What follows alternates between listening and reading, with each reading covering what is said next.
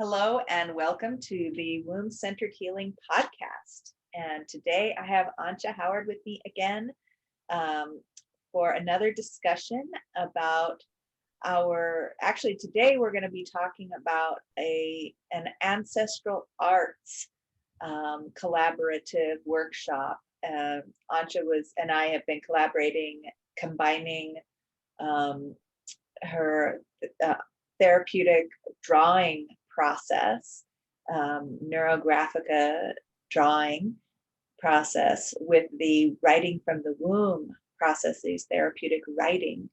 And we've done a number of different collaborations. And recently she was telling me about a process that she was planning to do around ancestral healing, around becoming aware of our ancestral lineages through this drawing process. And I said, well, wow, this has been a big focus in the womb-centered healing work, and specifically with the writing from the womb that has been a big process for me lately. And so it just seemed to fit perfectly together. And so we wanted to come on here and talk about that a little bit, and share more about it, and invite listeners to consider joining us for this journey. So it's coming up, the Ancestral Arts journey is coming up starting April 11th. Is that right for the first one, Antje? And it will be a series of, I think, 6 live sessions online, right? But the 11th is the 7th. So that's the 7. one we do together, and there's going to be 6. Okay, so there's 7 total. The first one is going to be, Antje and I will be there together, and we will do both a drawing and writing process. And then there will be 6 additional live processes where it will alternate between doing a drawing one, and then a writing one, and then a drawing one, and then a writing one. There'll be one each week for 6 weeks after that. And of course, there will be in between, there will be support available in the online group and all of that. We wanted to share more about the details about it. Antje, why don't you introduce yourself a little bit more and share about how this drawing process that you're teaching and ancestral healing all came together for you. So hello everyone again. My name is Antje Howard, and the ancestral work came to me with the passing away of my own grandmother last year. My grandmother was 98. Huh, what am I talking about? And passed away in autumn last year while I was in my teacher training for neurographica.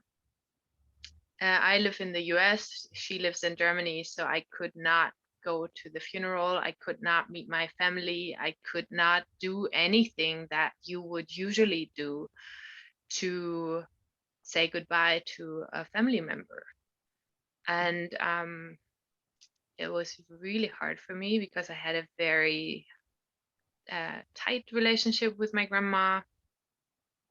I was one of 2 great granddaughters that she had because all my family is a lot of men and a lot of boys. She herself had 1 daughter and 5 boys, 5 sons.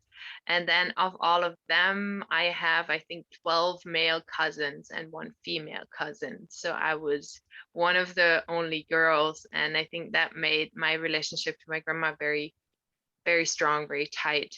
My grandma herself had 9 sisters. So she grew up in a very woman household, and then she was all surrounded by men. And I think, like, when I look back at her, I know we kind of had this really strong relationship. So for me, it was devastating that I could not be there, and I had to find my own way to release her, to let her go, to remember her, to mourn for her. And I remember the day I got the phone call from my mom and dad. After the call, I just like almost like in a trance. I went into my art room, and I had throughout the drawing lessons that I took before, we had one process where we would draw on top of a photograph of someone. And I had printed out a photograph of my grandmother, which I never got to in the classes because it was so many different drawings to do, and I knew that I needed more time for that. So I had like this photograph in a folder, and I just went to it straight. I took the photograph out and I went into this trance drawing for 3 days. And literally, my husband, he brought food to me, he brought drink to me, and I was sitting on the porch drawing and doing nothing else and putting the picture up every now and then. I put out candles, and I was kind of just speaking to her, being with her, and communicating and connecting to her through this drawing process. And so that was the first step where I realized how healing this art can be with a situation like that and with ancestral work. I have not really been focused on ancestral work before. I kind of feel that, I mean, I have a connection to ancestors. I always get like ideas and visions and insights from other places. I communicate a lot with the ancestors of the place where I live right now, but it was never like a conscious focus of my work. But after that experience, I really dove into that. And the interesting thing was, I already had set up for Halloween that year an ancestral mandala workshop. The ancestral mandala was one of the drawing practices that I also learned during my teacher training. It is a drawing like this we see behind me here, where you can maybe, yeah, like this is nice. You can really see it. So you start with yourself in the middle, and then you go in all directions and draw every single ancestor for 7 generations as a circle in the drawing. And then you communicate and connect and kind of get in touch with them through the pen, through the color, through the movement of the line, through the drawing process. So these drawings, they are really about a process. It's not so much about having the final drawing on the wall at one point, even though I find this particular one has really helped me to feel the connection to my ancestors. And when I sit here, for example, I can really feel them in the back. You know, I'm like supported by this 7 generations behind me. So I've learned that process in one of my classes. And I remember when I first did the class, it was really, really crazy. I could not sleep for 3 days. I had visions at night. I had the craziest body sensations, emotions came up. I had dreams of my ancestors. And literally, it was like keeping me in that space for several days. And that is when I've realized for myself that if I want to teach that process, if I want to pass it on to other people, it needs to have a certain container, a ceremonial container, a very safe space. On the one hand, for you as an individual, so that you don't get in a place where you're haunted by your ancestors. We all know that we might have ancestors that are not well, that have not left this world in a happy place, that may be trapped between worlds, that may be unconscious of even being dead. So I found that for me personally, it needs to have a very strong container, a very strong frame, a very strong like space that I as a facilitator will hold. So when I taught the ancestral mandala myself, I kind of, it was nice. it was a small workshop. I had one participant, but it was really nice for me to do it in that context, because I felt that it gave me the ability to try out my process with someone else and to get a feedback from someone, but it also allowed me to go through my own process, because it was like a week before the funeral that ancestral mandala workshop happened. And the crazy thing is, I had set that date up before my grandma passed. So I was already in that space of doing the ancestral work. And then came the moment where I felt like I really needed it. And for some reason, sometimes the things that you need in life come in the right moment. That was kind of like that feeling, that the right information and the right practice was just here to support me through this process. So when I did the mandala workshop, I actually set the intention of my grandmother becoming an ancestor, as I felt that she was in a space right now where she was in the kind of in between world, for moving from the living to the dead. And I felt that I could support her in that, with me calling on all my ancestors to embrace her. And that was a very intense process, where it was like a crazy day too, because it was like Halloween, it was full moon, it was like very intense energy. And I can maybe, yeah, I have the drawing here. So this is Oh, the drawing I made on that day. This is is this the mandala drawing that you made? yeah. The ancestral mandala. Yeah, so this one is the outcome of that one session. I did not get back to it. Like my other mandalas, I would get back to several times, but this one is the one that I did just in this one session. And the interesting thing that I realized later is that I drew this ancestor here that is outside of the seven generations. And I used this one, I called upon this one to be my guide in this process. And then when I put him, her, I kind of, for me it's a him, I don't know, it's like the information that I got, I called on someone outside of these seven generations, because I wanted to connect to someone who is not in that immediate network, and not in that, yeah, not kind of immediately connected, also of course connected to me and to all my ancestors, but from a wider perspective. So I was looking for someone who is like really wise, who's really like kind of a guide.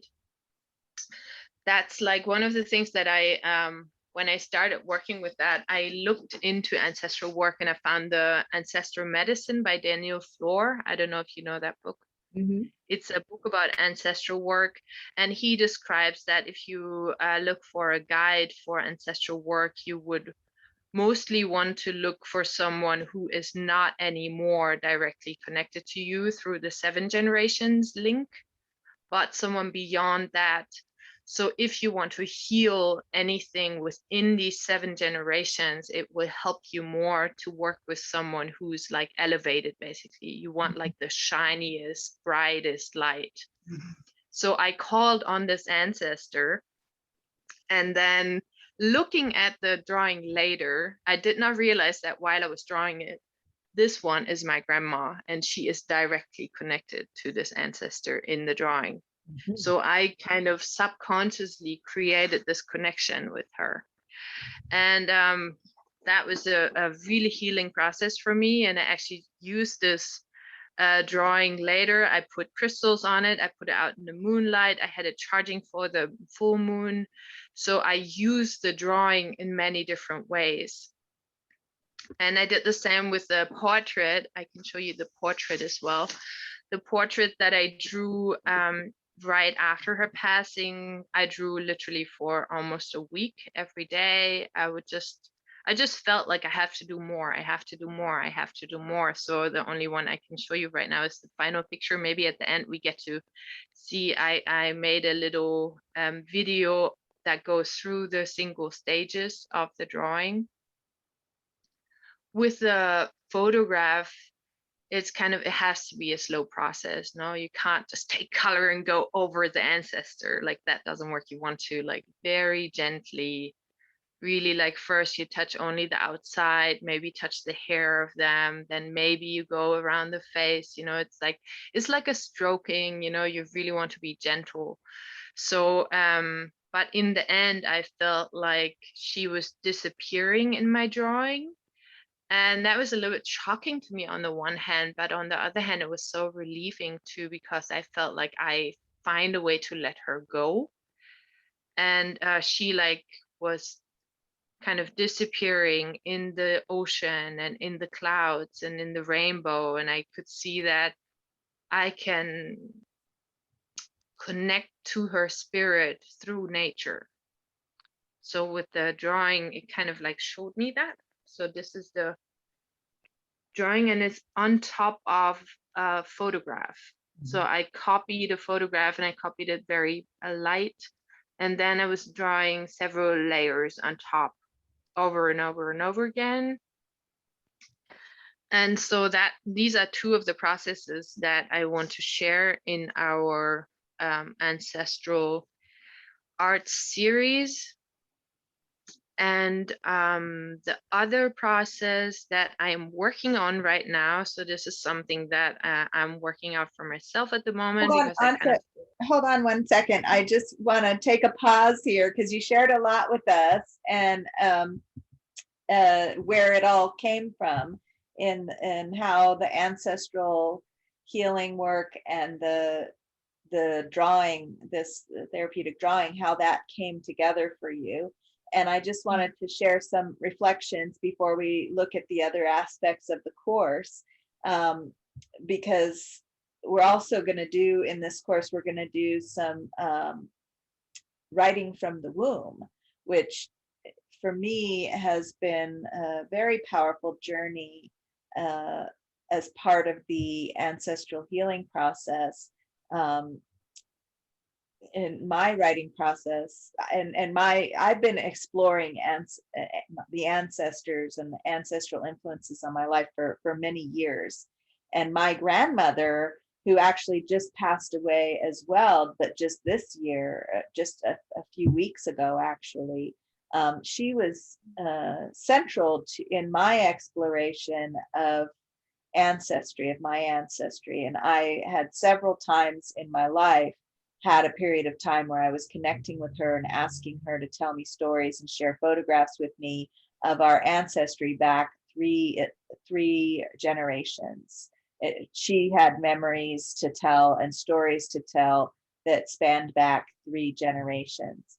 And then I've done my own ancestral research and followed those other lineages, not the one that she told me about, but other lineages back even farther than that in my ancestry, and I've done through the writing process, and writing from the womb, particularly activating the knowledge, the intuitive knowledge, and the womb memory, because the cells, the cells that started me and you were in our mother's womb when she was in our grandmother's womb. So there's this physical lineage of influence and connection through the womb that's very powerful. And that's not just through the female people. That also is that DNA is also influencing people of all genders, have this same kind of lineage. And so it's my womb centered healing work has sparked and deepened my interest and practice of connecting with the ancestors. And I've been learning, and I've had several different mentors, and have been learning different ways to work with, like you were talking about, ancestors that might not have been well when they passed away, and their spirit may still not be well. And I love it that you brought up having an ancestral guide or ally, that I call them well of womb ancestors. And I've worked with several mentors that have talked about that and helped me to orient to and discover and be in relationship with more ancient ancestors from that have had the chance to recover wellness of spirit, wellness of womb, or were well of womb and well of spirit in their life. And then when they passed into the realm of ancestors, they carried that forward and can support us in the process of working with and connecting with ancestors that were not as well. And that oftentimes those unwell ancestors are influencing us in our lives on a day-to-day basis, and we're not even aware of it. And so it's made me more and more aware of how important this having relationships and cultivating healthy relationships with our ancestors. In the same way, just because it's an ancestor doesn't mean it's automatically going to be a healthy relationship. It can often take some work, some reflection, some inner reflection, some conversations with that ancestor, and some exploration of like, okay, how can we have a healthy relationship? And so the writing from the womb process has been very powerful and very central for me in this process, in that my grandmother and my mother both have told me, sort of skeletons of the stories of, my grandmother's mother, my great grandmother, and her mother, and their life, and what happened in their life. And I've found evidence in my ancestral research of, boat tickets from Italy to California and things like this. And Wow. but the real lived experience was something that I was curious about, like, what did that mean? What did that feel like to come to the United States from Italy as a young woman? And what did that, I wanted to know more about the story. And so the writing from the womb process allowed me to access that that memory that we have in ourselves of what that story may have been like, and activate my own imagination to fill in the blanks, and came forth with some very powerful, impactful experiences that I got to not only become aware of, and oh wow, it makes sense why I would have this or that strength or gift or pattern or trauma, and even a trauma pattern, because look, my great great grandmother had this experience, but also to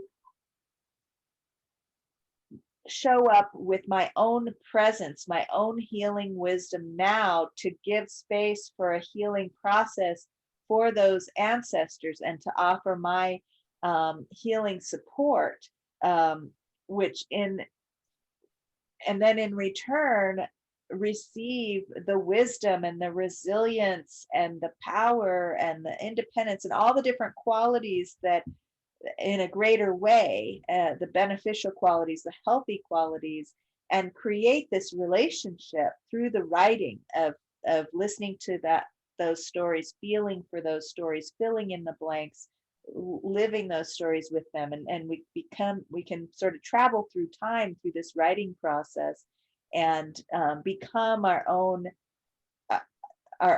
guardian angels in our past, but also the guardian angels of our ancestors. At times of challenge or difficulty, we can show up and be there for them. And I've had this experience in some of the visionary healing processes of the womb healing processes that I've been exploring and experiencing. And then that the writing process itself starts to become a visionary healing journey. And so this is what I share in these writing from the womb workshops in regards to ancestral healing. And I'm really looking forward to having them be in correspondence with these processes and these visual images, so that we're accessing this information from several different angles, awakening all these ways of knowing, these different ways of knowing. Our whole body can be involved when we're drawing, and that's such a movement oriented, we might even get up and dance, or have some singing that goes along in the ceremonial aspect of it at some point, to involve our whole body and our whole being, and then let the stories of the ancestors come through, and the healing processes. We can write the stories of what feels healing for us, and even write that into our present lives as well. Just write about how this healing process can be implemented in our lives. So I'm really looking forward to this collaboration and letting that develop, and letting these drawing processes that you're sharing with us translate into writing. I mean, I have pictures of my grandmother that I'm gonna have to find the one. I have one actually that my mom took of my grandmother right as she passed. Wow.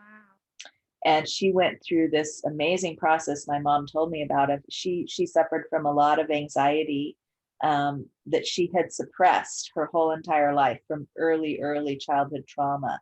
She'd suppressed it. She was like a go-getter. She was a very strong woman who always was on top of everything, and always had a project, and always kept her house in tip-top shape. And she was a doing person. But as she got older and she couldn't do all of those things anymore, she couldn't keep the lid on the anxiety, and it was affecting her health, and it was affecting her emotionally, and she'd never had that. And it was really getting more and more difficult at the end of her life. And she had Alzheimer's, so she forgot how to do most things. And then there's a lot of anxiety with that, because she couldn't do the things she normally could do, and she couldn't remember, and things were confusing. And then in the last few hours of her life, my mother told me that she watched all of the anxiety melt away, and it was almost like my grandmother was wrestling with her demons. Like she was moving her arms around, and she wasn't conscious. She was like kind of half asleep, but she was moving her arms around. And then she said after a couple of hours of that wrestling, she came to stillness, and all of the worry wrinkles and all of the anxiety just melted away from her face. And then she passed. And my mom took a picture right at that moment. Wow. And this was such a gift of peace, because my grandmother, in all of her anxiety, was able to find peace for herself. And that feels like such a gift from an ancestor to have that experience. And I feel like that photo might be the photo for me to use for this process, and really receive that gift from my grandmother, and also support her in any way that I can, like you're talking about, of supporting your grandmother through whatever process her spirit might be going through at this time, and to continue establish a continuance in the relationship. That's one of the things that I feel like people talk about, grieving the death of our loved ones, and that is definitely an important process. And one thing that I feel in this ancestral work that I feel could be emphasized more is that when you get into connecting with the ancestors, there's a continuance of the relationship. The relationship is not over. Our ancestor is now, this person gets to become an ancestor. And that means that oftentimes we can be even closer to them than we were before. And that's been my experience, is that without the physical body holding us separate, that ancestor can now be right inside my heart. My grandfather sits right on my shoulder, but it's not even like an external sitting on my shoulder. He is right here inside me, involved in and supporting me with the things that he can support me with. And I welcome that from him, because he has some very helpful support to offer me. And if I need to offer him support, I can do the same. and so we can have a healthy relationship. Now, and that's not always easy though. With my grandfather and I feel my grandmother, that's an easy process. They were fairly well of spirit as people, but other ancestors might not have been, and you wouldn't want to be inviting them into your body to be involved in your life as much. In fact, that can be a source of a lot of challenges that we might be experiencing, and recognizing that and having some methods to say, okay, no, you don't get to be in my body. You get to be over here, and I will support you when I can, but you don't get to be all in my life and, being involved in my life until we establish, some ground rules, and then we'll see.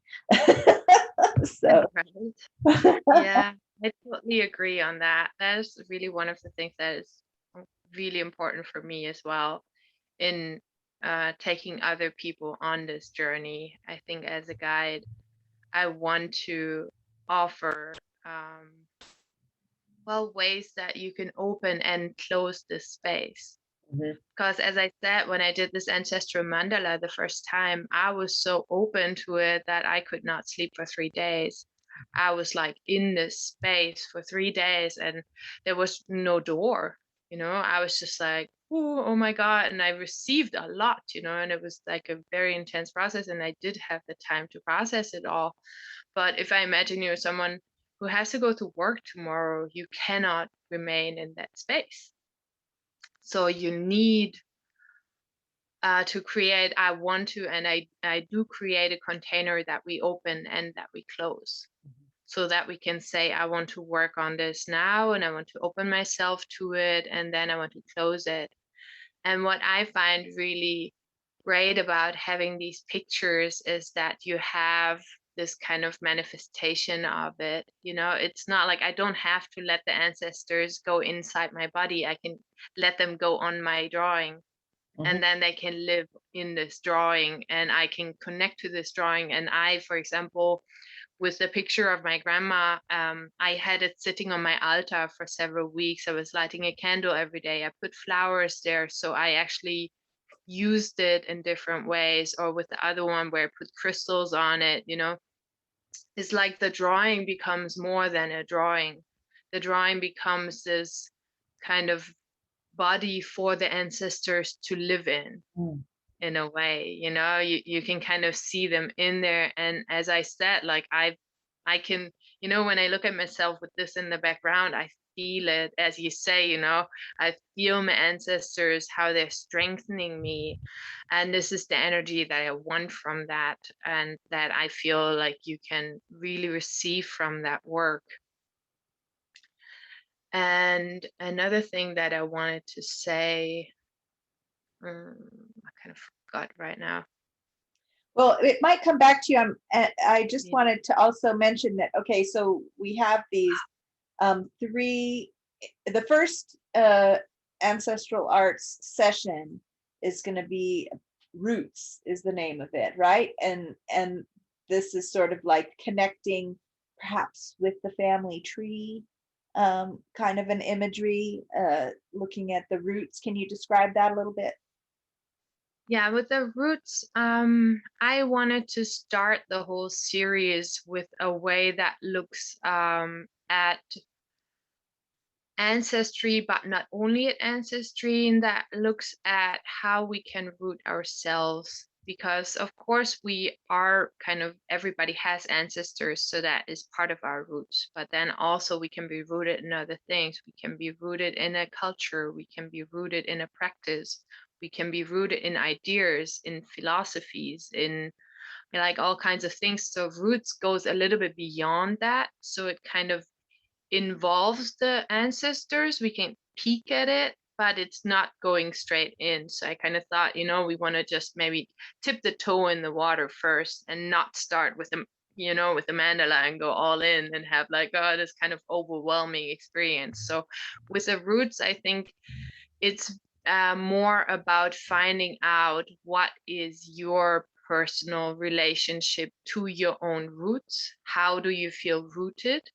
And what part does your ancestry play in that kind of system of roots? I actually started drawing a few of them. So this is one of them. It's a little tree and big roots underneath. And I have like all these little things happening here and all these colors. And this was the first drawing I did. And it was very interesting because I have this little yellow circle here that I actually marked fat because I found it so interesting. I have this yellow going here, and the yellow does never come up into my tree.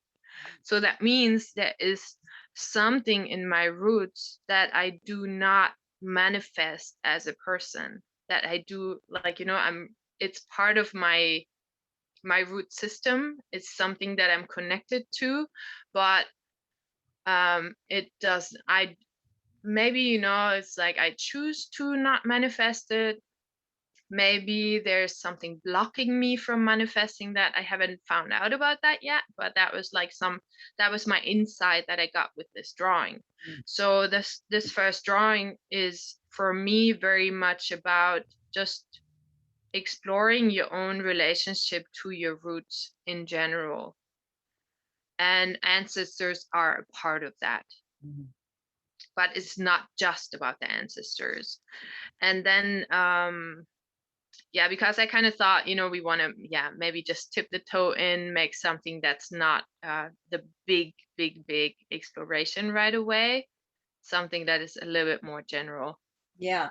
And And also because it's going to be a shorter process, because in that workshop we're going to work together, so it's going to Mhm. be drawing and writing in one workshop. Right. So we only gonna have an hour for this drawing, which is not a lot of time.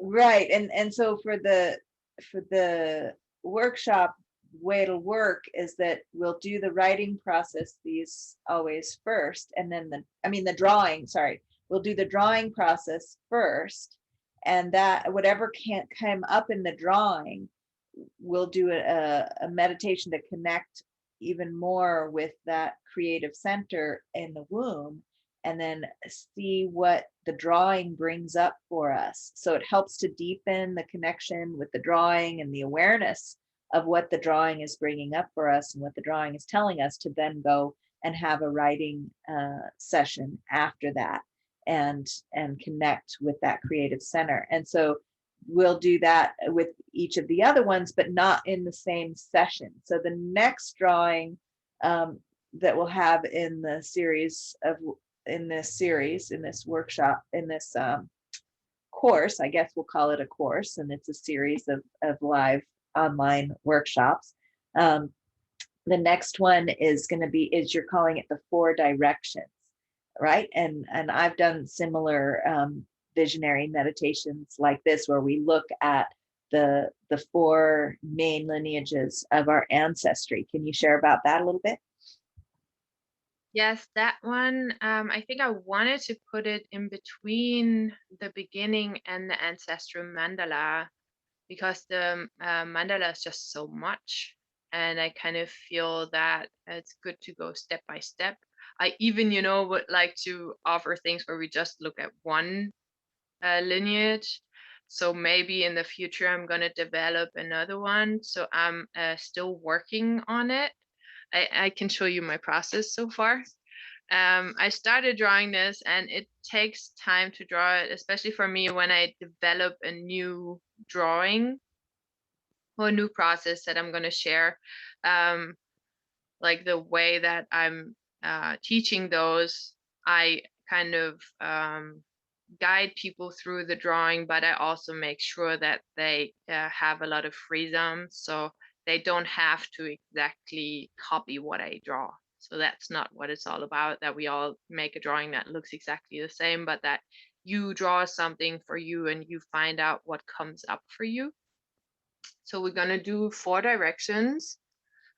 And already, I mean, this is really just the first stage. No, I haven't done any color. I haven't done any more connections. I just went from the center in the 4 directions. And I'm already stuck with this one, which is my father's side. And I've never met my grandfather on this side. So it's really harder for me to connect to this than it was to all the other ones, To the other ones, it was easy, you know. I mean, it's never really easy, but it was kind of more flowing, you know. I could get into it more easily. With this one, I feel there's things that I find harder to explore, for example. So I haven't rounded it yet, you know. It's like I haven't done the next step yet, and that already teaches me something. So every little step that we do throughout the drawing is there for you to have an experience with it and to have insights. Mhm. And And so, go ahead. this is why I really appreciate combining these drawing processes with writing, because That was what I was gonna say. I always experience that there is so much coming up. And literally, you know, in the first stage of the drawing already, I have stuff coming up. So when I take the time, and it's really about taking the time to sit down and tune into it and then go into the writing with it, then I have another way to kind of translate all the things that come up. You know, I translate what the color feels for me, and I have more associations and more insights and more visions that come up, that kind of take all the things that are in this, yeah, really fluid and really kind of abstract way in the drawing. They show up in the drawing. You know, I have like this one circle there that is a yellow circle, and I see the yellow colors in all the bottom of my drawing, but it's not in the top of my drawing. And I look at my drawing and I ask myself, what does that mean? You know, what is this circle? What is the message in that? And I think that it's easier to access these messages if you go into the drawing, into the writing process after it, and take more time to reflect on it.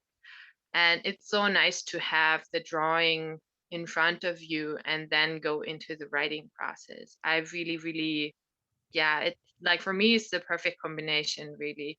It like enhances the drawing process so much more if you give it the time and dive into the writing afterwards. Mhm.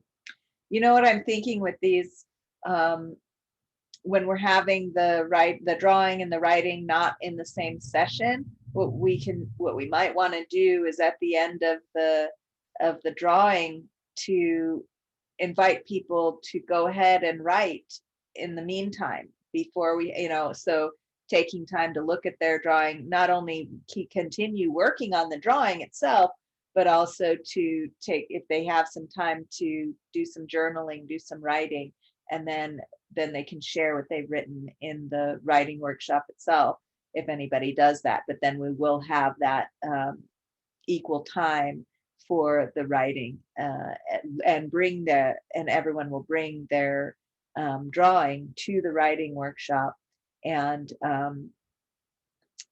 be able to look at that uh, while they're doing the writing. So beautiful. So we've already talked about the other two then. So the mandala, the ancestral mandala, will come after the four directions. So we're just sort of building up to the big mandala, and then having the specific one ancestor that we're working with. So this is going to give a variety of processes and experiences, and even tools for folks to be able to do on their own, to start to develop their own relationships with their ancestors. So I'm so looking forward to this. And so again, we're starting on April 11th, 2021, and we're going to share a link to the website. Well, a link to the website where you can sign up for the whole workshop as a package. We're also setting it up so that you can sign up for different parts of it if you can only do one part or another part of it. So you'll be able to see all that laid out on the website. So go check out the show notes and click on the link to come join us for this wonderful Ancestral Arts course. Any last thoughts or reflections before we finish up here, Antje? I think I talked a lot. Thank you. Yeah, we shared a lot I'm very about it. much looking forward to it.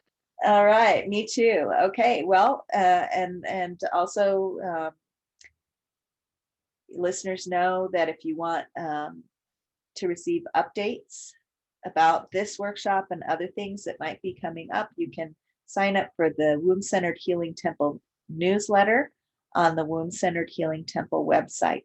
So go to wombcenteredhealing.com and sign up for the newsletter there, and you'll get announcements and updates as we move forward with all of these wonderful collaborations. All right, thanks so much for joining us. That's all for now. Until next time.